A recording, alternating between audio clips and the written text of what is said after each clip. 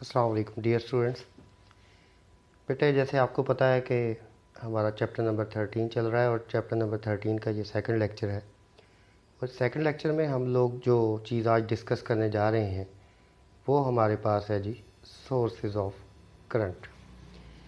तो हमारे पास sources of current के बारे में एक मिसकंसेप्शन चल रही होती है। हम अक्सर ये कहते हैं कि अगर करंट फ्लो कर रहा है हमारे पास किसी भी कह लें कि कंडक्टर में, तो हम कहते हैं जी सोर्स ऑफ करंट के साथ वो अटैच है। ऐसा बिल्कुल नहीं होता।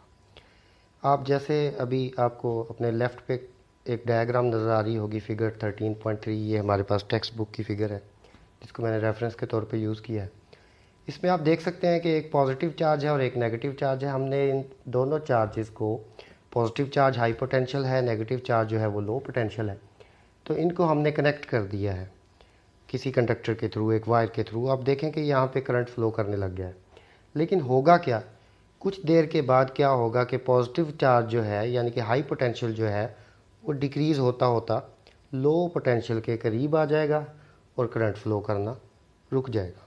इसी तरह आप अपने राइट पे देख सकते हैं। आपको ये थोड़ा मैंने इसको एक्सप्लेन करने के लिए वाटर की एग्जांपल ली है।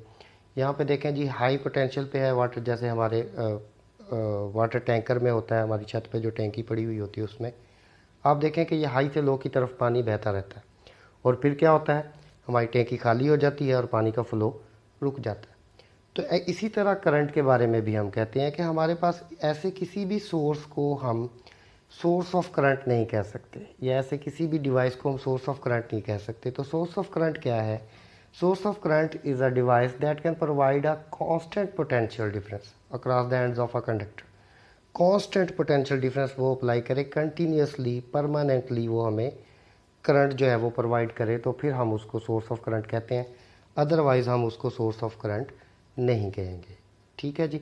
तो ये हमारे पास सोर्सेज ऑफ करंट जो होते हैं, ये बुक का मैंने रेफरेंस यहाँ पे दिया है कि जी अगर आप किसी भी कंडक्टर को अटैच करते हैं दो अलग अलग पोटेंशियल्स के साथ, तो पोटेंशियल क्या है वो with the passage of time potential जो है वो हाई पोटेंशियल डिक्रीज़ होकर लो पोटेंशियल के बराबर आ जाता है। तो इस तरह के किसी भी सोर्स को हम सोर्स ऑफ करंट नहीं कहते।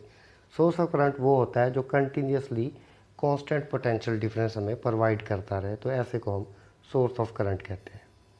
अब हमारे पास जो भी सोर्स ऑफ करंट होता है वो किसी ना किसी टाइप की नॉन इलेक्ट्रिकल एनर्जी को इलेक्ट्रिकल एनर्जी में कन्वर्ट करता है।